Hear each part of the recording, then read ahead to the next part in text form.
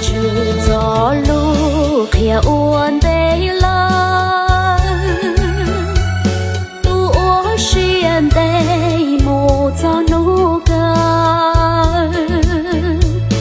yuột đi mu nhỏ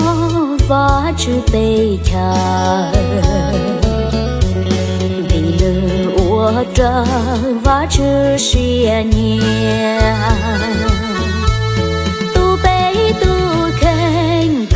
đào thia hu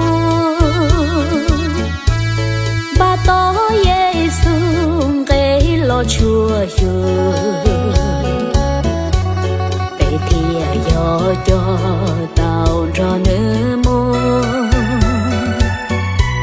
nhỏ chén trên tu bùa nhẹ bùa cu